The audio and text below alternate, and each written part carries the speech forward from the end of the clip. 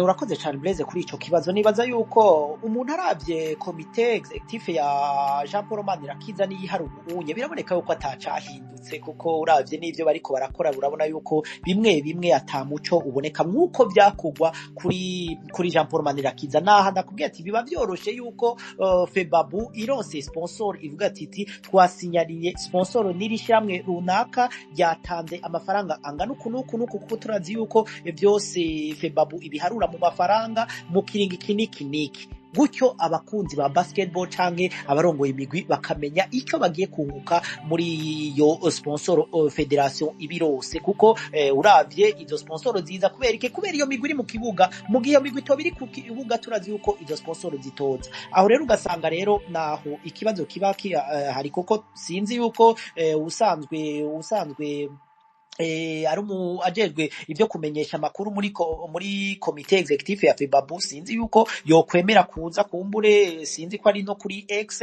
ariko rero nibaza yuko biboneka yuko ibibazo vyovyo biracari na cane uko kubura muco kumbure noguha contact ziwe ukamubaza yuko yoza, kuko turazi yuko nabandi n'uwitwa Beri Herve numwe mu bajejwe competition kandi yariho no kuri Apotre Jean Paul Manirakiza, kumbure n'umujene ari ouvert ashobora kuza akavuga agatanga umuco na cane kuri ivyo by'amategeko. Hanyuma kuko turazi yuko mu byo ajejwe harimo no gutungana ayo mahiganwa yo hagati mu gihugu, kugira Febabu yo ari naco gikorwa cayo ijejwe guteza imbere no gutunganya basketball ku rwego rw'igihugu, kumbure abo umuntu yobabanza. Hanyuma kuri ico cambere warumbajije kijanye nabo nta cyahindutse. Ndakubwira ati biratangaje kubona uwitwa Jean Paul Manirakiza aterura imiliyoni zirenga 30 akuye kuri konte ya Febabu, ariko uyu munsi ugasanga Febabu nishobora kubahuka kumukurikirana bidaciye mu nzira nziza, bagaca mu nzira z'ubutungane.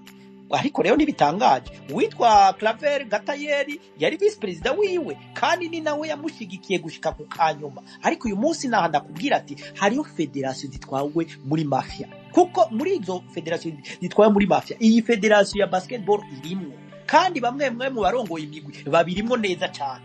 Nibaza ko twigeze kubivugira ngaha nyene yuko hari abantu batubwiye yuko kugira abantu baje muri komite executive ihari ubu unyi bahawe itegeko, ariko babaza ati ninde yabaye iryo itegeko yuko bategerezwa kuraba amazuru, nimba vice president afise inzuru rimeze uko vice president wiwe ategeza ko afise inyi, nimba secrétaire général afise inzuru rimeze uko secrétaire adjoint ategeza ko afise inzuru rimeze uko unyi. Ivyo byose twaravuye ati iryo ni vumwe.